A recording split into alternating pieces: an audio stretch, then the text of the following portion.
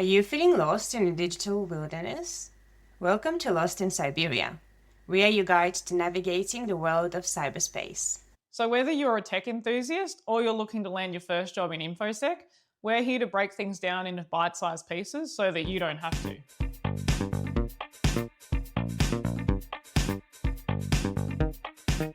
So welcome back to another episode of Lost in Siberia. We're your hosts Annie-Mei and Anika. Today we're talking about cybersecurity conferences. Where do you want to start? So I haven't been to many cybersecurity conferences, but this year we did a talk together at the CyberCon in Canberra. Yeah. So the CyberCon, I guess it's called CyberCon. Yes. Yeah, that's the full name of it. Yeah. So yeah, some people just refer to it as the ASA conference, but it is called CyberCon. Yeah, which is run by the Australian Information Security Association. Yes. That sounds about right. Yeah, I'm surprised you actually knew the acronym. I always forget what it stands for. I'm pretty sure that's what it stands for. I'm pretty sure it is, Yes. But what was the first conference you ever went to? So the first conference in cybersecurity? Yeah, sorry, cybersecurity conference, yeah. In cybersecurity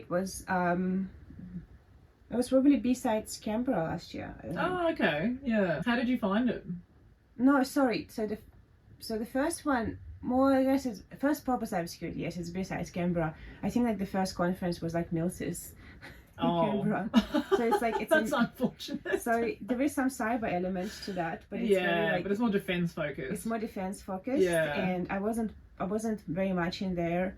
And I'm a bit neurodivergent. I'm a bit on a spectrum and stuff. And so it was a bit loud and very. There were a lot of men. Yeah. Talking. For anyone who might not know what Mils's is, what kind of conference is it? Like, what did you see? So Mils's is a conference where a lot of vendors kind of present their products for defense. And so yes, there could be some cyber elements if it's like a defensive or an offensive tool or something like that, or product, but it also is focused on offensive capabilities. Look, I don't know much about it because I zone out every time somebody talks about it, but I don't know, there's a lot of talking about, submarines and tanks and I don't know, maybe weapons and stuff like that, but they have a lot of like names for these things. What did I see? I saw a lot of men talking about tanks and submarines. And in contracts with defense, for me it wasn't like, if it's not cyber related, I just like zone out, and then they start talking about Sentinel or something like that, or like Microsoft collaborating with like ASD. It's like, oh, okay, that's interesting. Now let's pay attention. So when they talk about digital tools, I think it's very interesting about like attribution of like hacking or anything like that. Like using machine learning and stuff like that. I think it's like very interesting. But if it was more around, I guess, terrestrial, on the ground fighting, I'm like, I don't know. This all sounds the same to me. Yeah. And it wasn't. It's very niche kind of merch. Very niche. Like if you like khaki printed things, then you're in luck. Yeah. But if you don't. Yeah, because you've been to Mils's, right? I have. I only went briefly one day. I can't remember if work sent me. I think work did send me. Yeah. I think that's the only reason why I went, because I think I wouldn't have gone by choice. I don't think anyone does, do they? Well, I think some men do. Probably.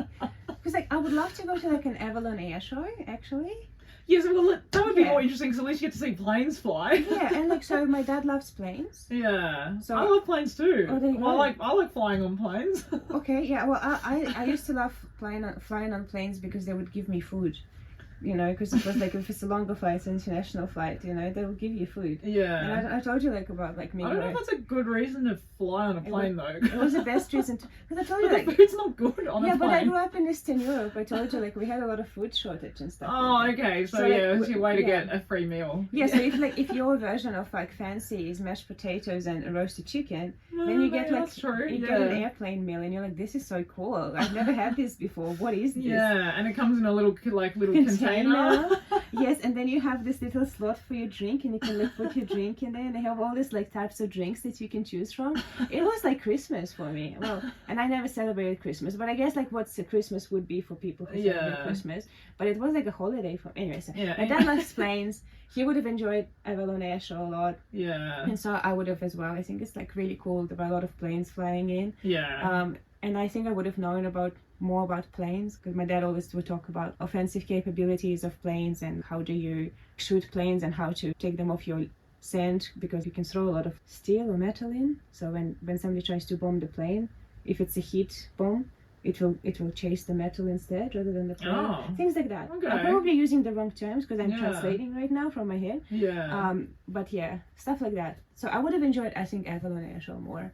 But Milsys was, yeah, interesting. And I think that kind of gave me a bit more of like, I don't know if I want to, you know. Go to any more conferences. Yes, like the place gives me trauma. Yeah.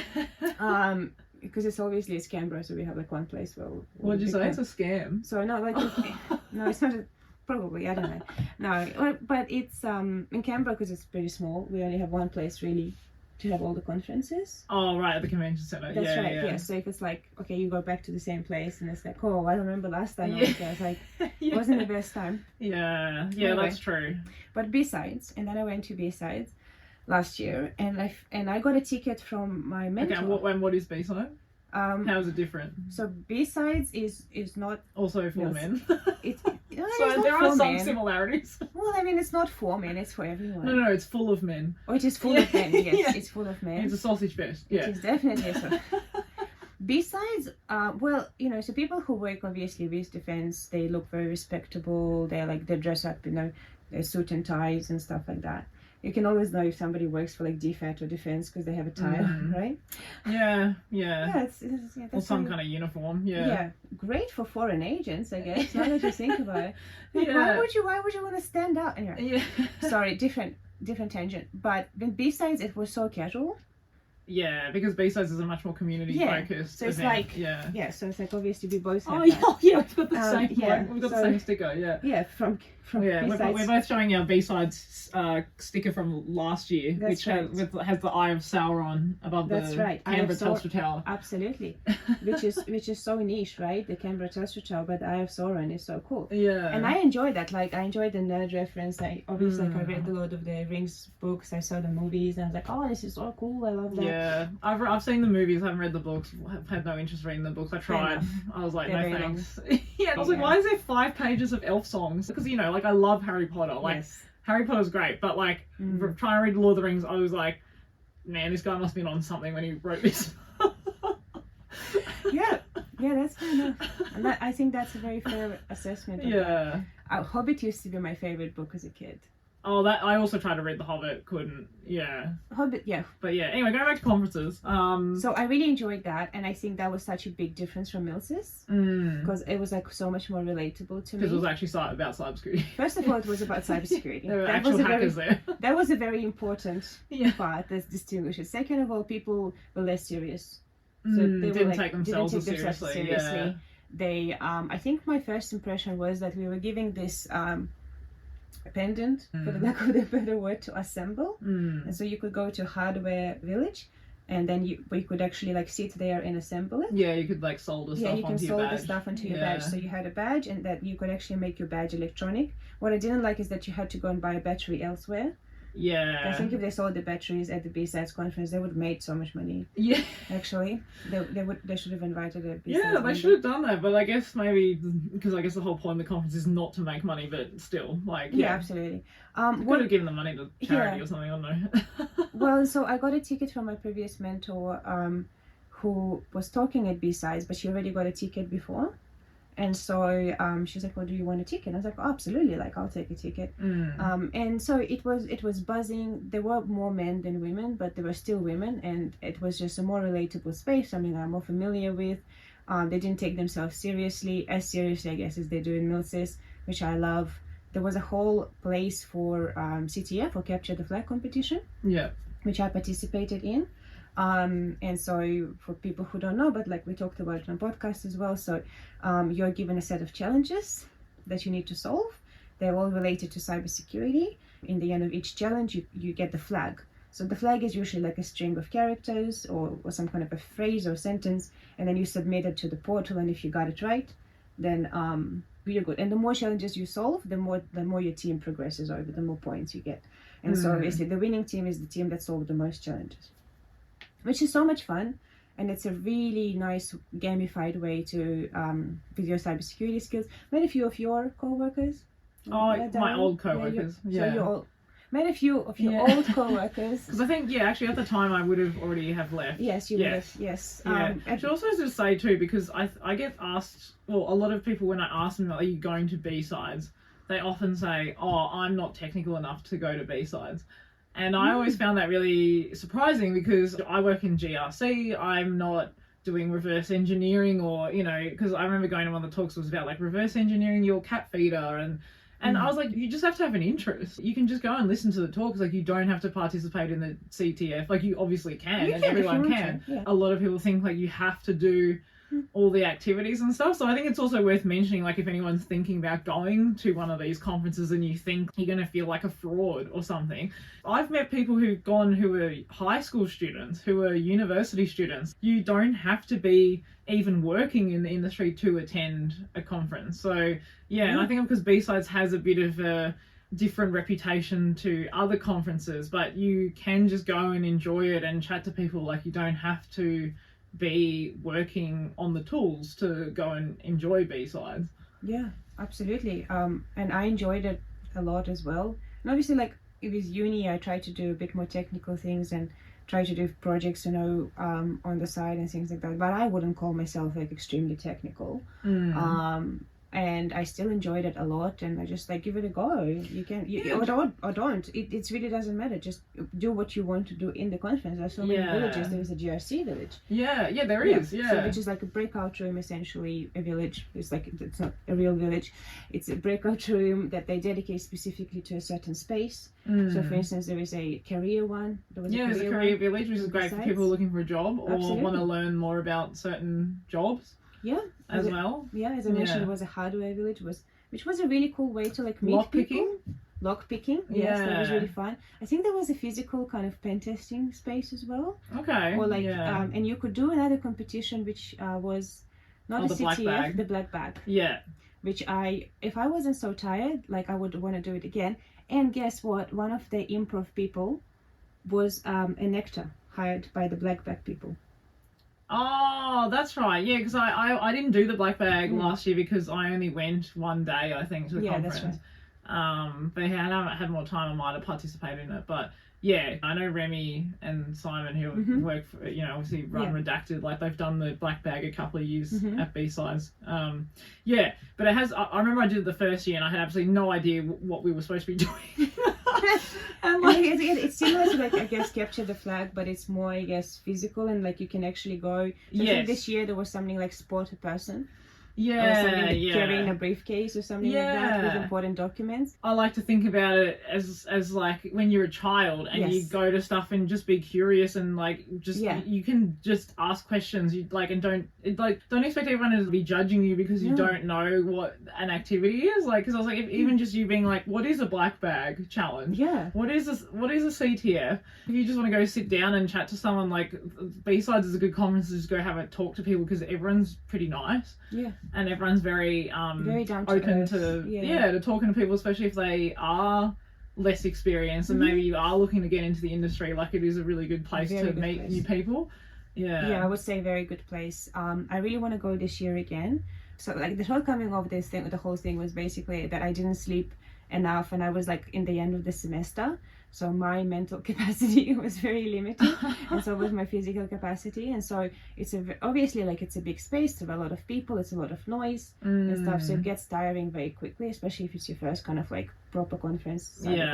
Conferences in general are very tiring. And it's like I love meeting new people. Absolutely, that's like one of the things that I really enjoy doing. But when there's so much going on at the same time. And if you're going to like, I don't know, I feel like especially when some of the conferences have all the after parties and events that are going on in the evenings as well, I'm usually like so wrecked by the last day that I'm just like, I need to sleep for a week. I'm not talk to anybody because my social battery has died. Absolutely. Yeah, so I would say if you ever want to go to like a conference and you want to attend everything, make sure you're well rested. Yeah, and I think that also the surprising thing about conferences is you realize, like, because cyber people have a known for kind of being very introverted and maybe not known for being super social.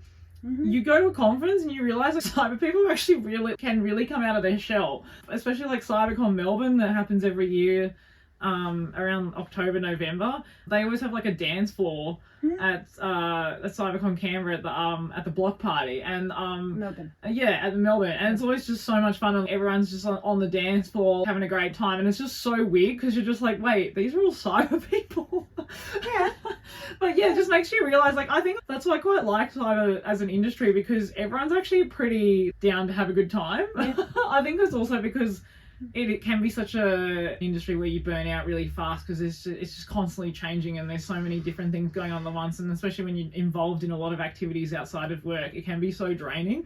I've always found like industries where people do tend to party the hardest because they have to work really hard. Like when I was in hospitality. Yeah.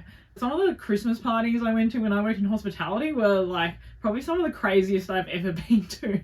But that's, we're getting a bit off topic. But anyway, so you've been to BSides, you've been to Milsons, which I don't even know if we count that as a cyber conference. I don't think we can. Yeah. Okay, what else have you been to? And then CyberCon Canberra this year, which was a very different experience because we were actually speakers. Yes. And so we got to go because we were speakers. And because we were speakers, we got free ticket to all of the conference. We also were invited to a dinner in the Parliament House, which was very nice. I really much enjoyed it. Yeah, it was definitely better this year than it was last year. Perfect. I don't have a comparison point, but yeah. I'm happy that the entertainment was better anyway. Oh, it was great entertainment. Yeah. I really enjoyed it. It was really funny. Yeah, they played a game that was like Metal Band or Hacker. I forgot about it. Yeah, that was a great game. So people basically had to guess. The guy would read out a name, and it was either the name of a band or a hacker, and people had to guess whether it was a band or a hacker. Obviously, some of them were a bit easier to guess because they were like kind of well-known bands, but then some of them was like, oh yeah, what? Yeah, is that a hacker? Some of them were well-known hackers, like the Dead Cow. Yeah, that's true. Yeah, I remember when they read that one out, I was like, damn it, I would have known that one. I was already out of the running by that point. Yeah, because like up to the running, you had to do like heads or tails. Yeah, and there was just like random questions related to cyber. Yes, and I was like, excuse me, all of these questions are things that happened before I was born, so I don't feel like I'm obliged to know all of it. Yeah, yeah, no, some of the questions were a lot easier for people who've been in the industry for a long time. But I mean, I guess they've got to make it hard, right? Otherwise it'll just be too easy. But yeah, no, I think it's always like, I don't know, I always enjoy going to conferences because not only is it a great way to socialize and meet new people, but also it's a good way to learn new things. Often conferences run a lot of training programs simultaneously to the conference, or it might be a day prior. So I've done a couple of training courses from, I think I did one through CyberCon Canberra, but I've done a few like at other ones, but there's obviously so many like other opportunities you can get. So, but yeah, going back to speaking at the conference though, I think if you do want to go to a conference cheaply, speaking at a conference is a really good way to do it because you get given a free ticket. Some conferences even offer free accommodation. So pretty sure Black Hat Asia, I'm pretty sure definitely gives you free accommodation, because I remember one year I applied because I saw that they would let you stay at Marina Bay Sands. Unfortunately, my talk wasn't selected. I think I literally just submitted something because I just wanted to try and go. But yeah, like that would be such a cool opportunity, like to not only go and attend, but then not have to pay for accommodation. And what is Black Hat? For those who don't know. So Black Hat... Wait, we read this, didn't we? Black Hat USA started in 1997. That's right. Yes. Yes. By the same person who started DEFCON. Yes, and DEFCON started in 1993, and DEFCON is the pinnacle of cyber conferences. Yes, the creme de la creme of the hacker world. Yeah. So I quit my job last year. Woo! In July. I think it was July. That sounds right. Yeah, it was just before it was just before DEFCON. Yeah. So I quit my job, and I was like, I'd already booked to go to Vegas, but I was also like, oh my god, well now I can just go have fun. Like I don't have to think about coming back to work. And it was so every year in Vegas, I think it's usually always the first week of August, they run all the big cyber conferences in America. So you've got DEFCON, Black Hat, BSides Las Vegas, but now there's even these other really small niche ones which are kind of cool because you can go to your specific demographic or the people that you want to meet that are in your little niche area. So like, you know, there's like AI conferences, there's ones for women. So like I went to Diane Initiative last year. The Diane Initiative is usually on the Monday of that week. I volunteered as well. So again, good way to go to a conference for free is to volunteer. That conference was just a one-day one, but it was actually a really good event. If you are a woman going to Vegas for the first time and you don't know anyone going, great place to meet people, because I did know some people coming from Australia, but again, like when I travel, I tend to try and avoid Australians. Not because I don't like Australians, but because I can hang out with them at home. Like I see them all the time. When I travel, I like to meet people not from my own country, because I just think that kind of defeats the purpose of going overseas. I'm like, why do I pay all this money to hang out with Australians? One of the girls I met at the Diane Initiative, we ended up becoming really good friends, spent the whole week together, like went to all the after parties together. She knew heaps of people. She was also one of the organisers for the blue team party, which was like a pool party. And so she got me like, you know, she just got me access to like all these parties that I didn't even know about. So she was really a good person to meet, but also just like, yeah, through her I met so many other people too. And like, yeah, so really good if you don't know anyone to go. I do recommend going to a smaller conference first, because DEFCON is on such a big scale. It's such a beast of a conference that it's really hard to, I wouldn't say it's hard to meet people, but I just feel like it's nice to dip your toe in before jumping head first. Is it more like, it's like thousands of people that go there, right? I'm pretty sure it's like around the 20,000 mark. Yeah. So someone was asking if DEFCON was catered the other day, and I was like, I don't think you can cater for something on that size. Imagine the lines for lunch. You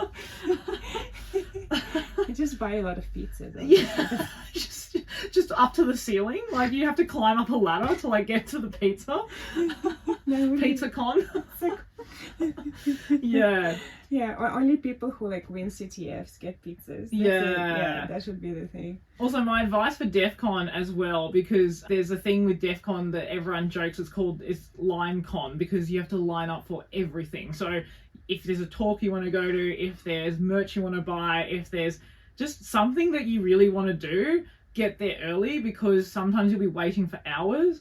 I'm not joking, I got there on the first day, but I waited until a few hours in when everyone had already gone in to get their badge. Another cool thing about the badge is it's like literally a game. So it's kind of like we were saying with the BSides one, we could solder and do stuff, but this one's like was already like programmed. So like, and it was programmed so that you were like, that your little character was like walking around DEFCON, and then you had to like find little things, but then you could also add things onto your badge. And it was in the shape of a cat, so I was like very excited. Oh yes, I remember. Yes. Yes, you had a photo, like a selfie with that. Yeah. I was like, this is the coolest badge I've ever seen. I would also recommend, because I think like, especially going for as your first time, and I think I actually did it pretty well, I have to say, because I know other people have told me when they've gone for the first time, they're so overwhelmed, they've tried to do like everything, and they've only ended up being able to do like a few things. So I would definitely like go through the little booklet that you get and just like go and have a look through it and go, okay, I really want to see this competition. I really want to go to this talk. Yeah. And just like really plan it out a little bit. Like don't to the point where you don't have room to like just be spontaneous. But for example, I really wanted to go to the social engineering competition because that's really famous at BSides, right? At DEFCON. Wow, I think I have a new like bucket list goal. Yeah, and it was so cool, but we had to wait half an hour to get into the room, and we knew that it was finishing in like 30 minutes. So we were like, are we going to get in time? We're going to see it. And like, luckily we managed to get into the very last pair of people that were doing it. And it was so cool. Like, I was just like, oh my God, I've always wanted to come and see this. You know, it's just basically what they do is they run this competition where it's happening live, so people like often like they dress up in funny costumes and stuff, but these are like people who are like really famous for doing social engineering, and they pair up and they get given a company, and then they have to call them up, and basically they get points based on how much information they get off this person. So I think the pair that I saw had to call like a phone company, and basically, you know, they're saying things like, oh, you know, we're from Meta, and we're going to drop off some like new VR headsets for you guys to try out in store. Like, can you just let us know, you know, what's the process when we arrive? Like, do you have any security out the back? Like, you know, just like those kind of questions. And you just, And it just makes you realize, yeah, like people are very trusting. Yes, absolutely. Yeah. Yeah, absolutely. Especially if they're like, oh, Meta and VR, and I feel like, absolutely. Yeah. That's so cool. Yeah. That's so cool. I would love to see that. Yeah, even one pair would be just such a cool experience to see. Yeah, it's also a really cool thing that if it's your first time speaking at DEFCON, you have to do a shot on stage before you talk. What if you It's don't not like drink? oh, it's not like compulsory, but like obviously they don't force you, but like Can it's you the do a tradition. ginger shot?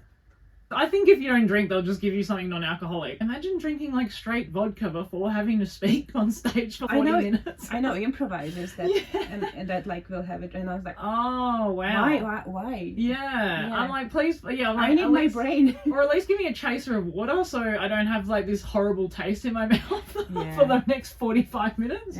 Yeah. But very cool also because I got to see my friend Harry at Farlow speak, who runs Maleva Security Labs. She's based in Sydney. That was actually the only talk I went to for the whole of DEFCON, which is like kind of hilarious. I remember telling her that later and she's like, oh, I'm so sorry that was the only talk you went to. I'm like, why? I was like, obviously I was going to go to your talk. But it was really funny as well because when I got dropped off at the by the taxi in that morning, and I was running late because I knew what time her talk was, but I was quite severely hungover from the night before, so I was like trying to get to the bloody conference center. Caught the Uber there. The Uber's bloody dropped me at the wrong entrance, and like the Las Vegas Convention Center is so big. There's like 5 different parts of it. It's like a city. Yeah, pretty much. Like it's its own little, own little city. Anyway, so I get dropped off. I walk in and I'm like, oh my god, this is not where I'm supposed to be. And then luckily there was like this lady at the info booth, and she's like, oh, are you going to DEFCON? And I said, yeah. And she goes, oh, just go back outside, go down the stairs. There's a car terminal where like they just drop you internally within the convention center. So I go down to this little like an airport. area. Yeah, kind of like an airport. Yeah. So I get there and there's all these like Teslas lined up. Jeez. And this driver just goes, yeah, everyone going DEFCON, just get into this car. It's like an Uber pool, but you don't pay for it. So we all get into this Tesla, and then there was all these tunnels under the convention center. It was like insane. I was like, what is this? Anyway, so we go through one of the tunnels. We come out at the other end. He like drops us off, and then he goes, oh yeah, okay, cool. And we were like, oh, thanks, bye. And I was like, what just happened? I was like, well, this was a nice mistake, but I ended up having to get this cool experience. Absolutely. Like I think when you're traveling as well, it's like it's the mistakes that give you the coolest stories. Yeah. It's the things that go wrong that give you the most memorable experiences.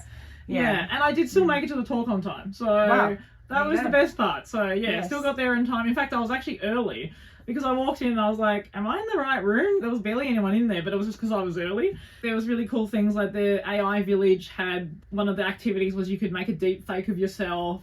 That was really cool. So like they would change your face to look like a celebrity that looked actually kind of similar to you. So like one of the girls I was with, they made her look like Meghan Markle. And it wasn't until we watched the deep fake that I was like, oh, yeah, you do actually look a little bit like Meghan Markle. I was like, this is weird. Wow. Yeah, super creepy, but yeah. Wow, that's, definitely like an experience to have. It's sure. definitely, I think for anyone who really wants to go, just do it once. If you can't go every year, obviously, because it's so far away as well, depending where you live. But I definitely highly recommend it because it was just so much fun. And like, just the whole week, and there's so many fun after parties that all the big vendors throw, and there's free food, there's free drinks depending on the after party, but if it's sponsored, generally it's free. But also like the red team village will host their after party, the blue team village has their after party, and like, you just meet really fun people. I met the CEO of Try Hack Me. You'll just bump into people. Like I remember we were at an after party and I'm pretty sure my friend was like, hey, that's the guy who solved the WannaCry attack. Like apparently he was the guy that was like... Did he decrypt the stuff? Or? Yeah, he had some involvement in it. Yeah, it was just like a dude in a t-shirt and jeans. Yeah. And I'm like, it's like the funny thing about like, people who are like kind of cyber celebs, I guess, because like they just look pretty normal. I mean, yeah, absolutely. But this is a whole thing about like, I guess, showing to the world how serious you are about your job. It's like a lot of that.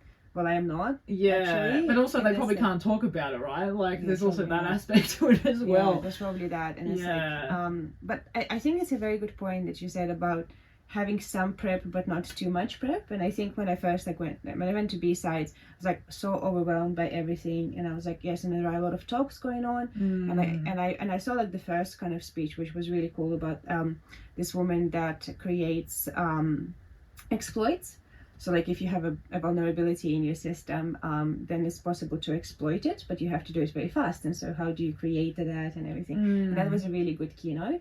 And I think like watching her speak, because I think she was the first speaker of the whole conference, which is like nerve-wracking, right? Yeah. It's like and you're like, go for her, because they just mentioned to you that you have even less women attending this. So and you watch this woman, and she's like so beautiful, and she was so cool looking, like she had like all this like very cool hair and very cool earrings and all that. And just like kind of like you guys, yeah, so there are the women in here, there are women, that want to present as women as well. So it's like, I don't know, you feel connected. And then she had like a lot of issues that have gone wrong. And like her, they're giving her like the wrong slides or something, that it's like, then it stopped working. And then, but she just like stayed so calm and collected throughout the whole thing. It was like really good masterclass and like presenting. So it was another thing that I really took out from like BSides. But that's after that I got so overwhelmed with everything, and I wasn't really well prepared. And then when I went to CyberCon, obviously apart from our talk, which we had to attend. Yeah, a bit awkward if we didn't rock up to that one.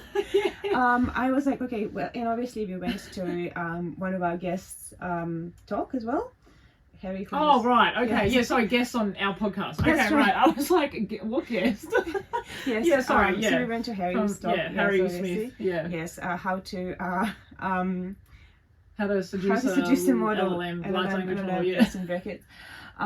that was really good as well. But I was like, okay, but I also want to go see this talk and this talk and this talk. And then throughout the conference, then we have met people, and they're like, oh, I'm talking here and I'm talking there. And I was like, and I would like mark their talks, and I'm like, okay, this sounds really interesting. I want to see this and I want to see that. And then that was so much more helpful, because that gave me so much more like information about not just like what you read about the talk, but also like you've met the people and you know where they work. Yeah. And then seeing them present and be like, oh, okay, this is giving me so much more now. And then you create relationships with people this way, because you may participate as one of the people that asks questions, you're just there to support them. And some of them may be very experienced speakers already. Maybe they don't need your support. I'm not saying that they do, but I think it's nice when you... Oh, for sure. I think it's really nice to... That was the takeaway. Also, I feel like I always remember who's come to my talks, yes. We have like a list. You said you'll come. Blacklist. Yes. This is the second time you said you'll come to my talk and you didn't come. And you're not doing anything, Yeah. So you're on the naughty list. Yeah, exactly. You're on the list of people I'll never attend. No, I'm just kidding. No. And it's like the things sometimes the talks that you thought you would really enjoy, you come out and you're like, oh, actually this was not what I thought it would be. And it's also really hard, I think, to know when a talk's going to be really good or if it's going to be average, because it has to be like almost like a clickbaity title, right, to entice people in. And I feel like there's the few talks, especially when the first year or two that I started going to CyberCon, and I remember the talks that have always stuck out in my mind are the ones where people have told their own personal stories. And like there was one guy, I remember the very first year I went to CyberCon, he was this guy who had been involved in this like incident response for this company, but somehow it looked like he'd been the perpetrator of the attack. And it was this really intense story about how he got arrested by the cops, and he was like wrongly accused. He had to spend like millions of dollars in like legal fees to like clear his name. He like went into massive amounts of debt. He had a wife and kids as well to look after, and it was just like this really horrible experience that he had, and it was like so sad that he had to experience all of this. But like it was still like, it was such a memorable talk because it was stuff that had happened to him, and he's very he wanted to tell this story so that people are aware of what can happen. I can't remember how he ended up clearing his name, but it had something to do with like the security logs on one of the computers, which like originally they had said he was not able to they wouldn't use it as part of the evidence. Oh, in it the was case. not admissible, like I said. Yeah, something like he that. managed to like overrule that, so it could be admissible. Exactly. So that could prove that, and obviously the prosecution is like, no, we don't want this. These are not relevant. Exactly. It's extremely relevant. Actually, this is the thing that says I didn't do it. The only thing the only reason they said it wasn't relevant was because they didn't understand what it meant. Absolutely, this is a huge issue in cyber legislation, and this is not the podcast for that. Yeah. Sorry, my criminologist woke up. But then there was another lady, I remember her talk, I can't remember her name, but she was quite a big advocate against the Saudi Arabian government, and she lives permanently in Australia now, like has citizenship, all that kind of stuff.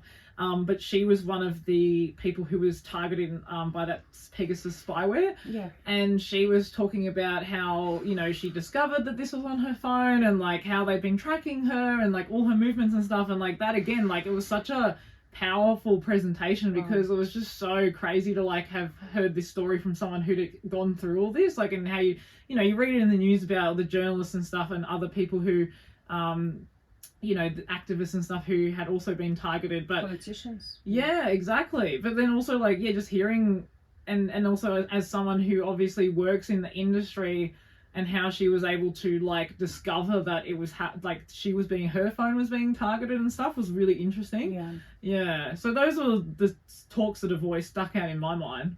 Yeah, absolutely. That makes sense. I think when people connect with you on that personal level, they provide to you part of themselves, and it's so precious, right? Yeah. They trusted you with that, and it does really connect with you. I'm yet to hear stories like that, so maybe if I haven't, then it's my turn to do this, right? Yeah. So I can inspire other people to do this kind of a but I feel like even speaking in CyberCon was quite an experience, and then having people come and speak to you about their personal stories that related to what you spoke about, that was such a big thing for me that stuck with me, and it's like that was really something precious, because obviously our talk was very I was very concerned about our talk, because it was a feminist view into a disparity that you have in cyber when it comes to over masculinity and of women in the industry, and how it affects our national security stance basically. And so it can be construed as a bit negative towards men, and it's not. It's about inclusivity. It's about protection of everyone. Yeah. And we had so many men attend our talk and then come to us afterwards and speak to us. I was glad. I was surprised. Well, not surprised. I think I've actually said this before, but I wasn't surprised, but I was I was a bit worried if it was going to be mostly women that kind of defeated the purpose of why we were doing the talk. Yeah, because the whole point of it was to say we're not saying men are the problem, but we're saying we all need to be part of the conversation to fix these issues that we are discussing. And I think and most of I think actually everyone who asked us a question or added to the discussion at the end were all men. So that was quite that was really interesting too. That was and it felt like connecting with people. And for me, why would you go to a cyber conference? Well, this is the best way, I think, to connect with people. This is the best way to, first of all, yes, you can develop a lot of social skills, and I guess navigation skills. I don't know if it helped my navigation skills. Well, I mean, I've never been good with directions. But I'm good at asking people for help. There you go. That's a social skill, I guess. Yeah. It will help your social skills. We have established this. This is definitely. Not sure about navigation skills. That is a question mark. It depends on the person. I don't think going to a conference is going to help my navigation skills. I think for me it helped, so finding what I'm passionate about, and what really interests me. I think if you're speaking, I would really recommend that if you're really passionate about something, try it once in your life. And I think going through the speaker acceptance experience and all of that was very interesting, and how we drafted the talk to make sure that that it was relevant, that it's us marketing ourselves. Yes, we want to be speaking at a conference, but also why would this particular conference want to host us? What is it in there for them? What is in there for the industry? What are they benefiting from our talk? So thinking about the broader picture as well of that. And then I would definitely recommend for anyone to like just try to do it once, because it's definitely a good experience to have. Probably we'll have to talk about this at a later time about how to actually put together a CFP, like a call for paper, because I think that is a whole other thing in itself, because like you do have to, how do you go about putting together a good argument as to why, essentially it's an argument as to why they should have you talk, right? Have you as a speaker, because I think that is the other half. But like you said, sometimes I've heard from people who are much more experienced than we are, have their talks rejected, and then but they go, I did this same talk, it might be for like an academic thing, right? Like, I did the same talk for blah blah blah, like for university or something. And then you go, but this is not an academic conference, like this is for the industry, like it's the people that are attending are mostly like business executives, government officials, government, for Canberra on CyberCon Canberra, right? Recruiters, different parts of the industry who are coming together to attend, right? So you've got to make sure that your talk isn't just interesting to you. Which is like, obviously we're all going to think that our talk is interesting, because otherwise you wouldn't be talking about it. But let's hope so. And it's like any part of negotiation, right? You have to be like, what's in it for the other person? So it's, you go, okay, well, I think this talk is interesting, but how do you sell it to them to say why they should think it's interesting? And I think like we should also mention like the opportunities that we got from the talk that we did at CyberCon Canberra. We ended up writing an article for ASPI, which is the Australian Strategic Policy Institute. Yes. But even prior to that, we were contacted from ASA to potentially get some kind of like PR, like some kind of to promote the conference, but also to promote our talk, which we ended up going on the podcast for. What's it called? Cyber Voices? Yeah. So I think like that's the other thing, right? And like we met one of the board members of AISA, and we met that was really cool. So I think it's like also the opportunities that come from your talk can also lead to other things. So it's not even just you getting exposure to public speaking and putting yourself out there, but it's also other great opportunities can come from people attending your talk. You don't know who's going to walk through the door. Like anyone can come in.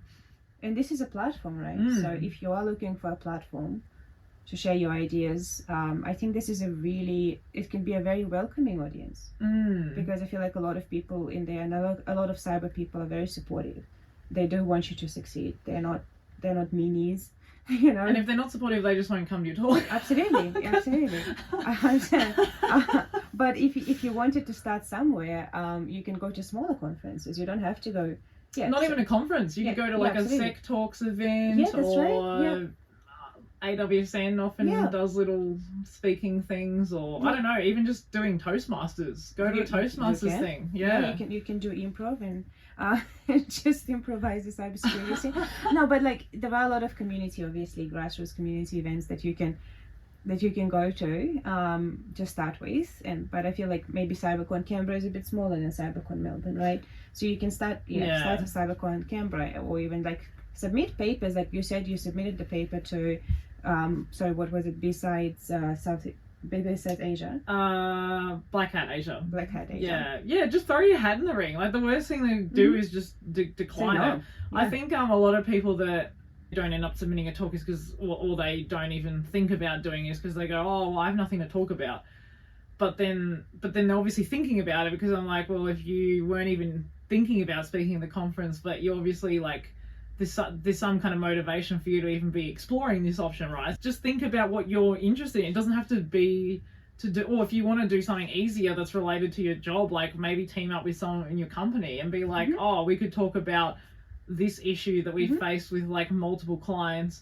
Let's put together a presentation for that we found, and then promote that. But if it's like, I feel like with us, like we tend to talk about things that aren't related to our day-to-day job, the things that we are more wouldn't say more interesting, but like, you know, are more of like topics that we think are more relevant to the wider public and like impact, either it's like a national security level or just everyday people going about their lives in terms of like, you know, scam related things. So it's like, you know, it impacts like everyday people. Last year I did my first talk at CyberCon Canberra as well. And my friend and I spoke about scams on booking.com. Booking.com is a very common platform that most people have used, right, at some point in their lives to book a hotel or a flight or whatever. So yeah, it impacts like our day-to-day choices that we make when we travel. And it's about like giving that information to people so they know not to click on a suspicious link. Absolutely. And it's given back to the broader community as well. And it's obviously going to be interesting to a lot of audiences, and that particular specific one as well, but it's a broader one, right? And from my perspective, like the CyberCon Canberra, it was a university unit that I did on crime theory, and it was an assignment that I did that I spoke to you about, and I was like, this is just so cool. Yeah. And I don't know if it's anything, but I just wanted to share this with you. Yeah. And you went, this is like, we can do a talk on this. And I was like, we can do a talk on this. This is so cool. Oh my God. And this is how something is born. Yeah. So everyone I think has something to talk about, actually. Yeah. And people like, but why would I even, right? Why would I even talk? Why would anyone want to hear from me? But you have no idea how many things that can start, as you said before. It can open opportunities both for you, but also like if you do want, like if it is important to you and you're like, well, that's not going to change anything, nothing is going to happen, in that very kind of defeatist way. Well, nothing's going to happen if you just keep it in your head. That is definitely true. Yeah. I think that also, like, going back to the point you made about, like, you know, the fact that you had this idea but you just like you just mentioned it. But I think like also that's also a good way if you're too scared to speak alone, team up with someone, because then you also not only share the load of the talk, so you don't have to talk for as long, you don't have to do as much, like, you know, you can focus on this area to research, then the other person can focus on another area, and then you can like combine that information together to form the whole talk, and have someone's perspective as well, and a different point of view, and their experience coming into that. And you have like emotional support on stage. Which is the most important thing. And you know, we catch each other, right? You know, like I know your talk and like what you're gonna talk about, and like and like you know what I'm gonna talk about, and then we can always like, you know, I think when we talked, I was like, okay, if you mention this, like that will be easier for me to then continue on this point and this. You know, you talked about like being a Swiftie and stuff like that. Yeah. And it's like, well, I know some of the things that you like and stuff like that, so I can continue from there onwards.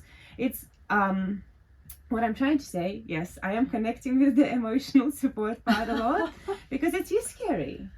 I'm not denying the fact that it is scary to go somewhere by yourself, especially. Yeah. You don't know anyone. You have to, it's a lot of energy. You have to go and you have to like promote yourself, and then you have to deliver a talk.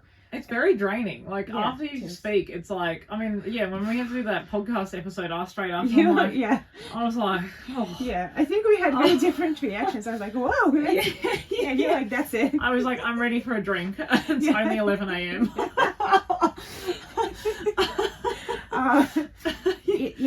But it's like, it's this thing, right? And I think after we wrote like the ASPE article, and all the opportunities that came from that, it's like, I feel like I kind of know what I want to do in my life, you know, not specifically, I don't have like this is what I'm going to do every single day, but it's like, I know what makes me excited and inspired.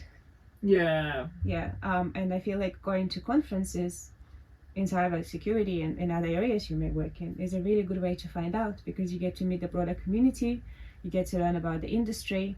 And for me, like, I got to learn a lot about myself just as a reflection of all that. Yeah. Well, I think that's a good place to end it. Very good place to, yeah. Very good cue. Yeah. All right, cool. Well, thank you everyone for tuning in again to this episode of Lost in Siberia. And we will catch you next time. Bye. Okay. Oh. Okay, it's actually quite warm in here now.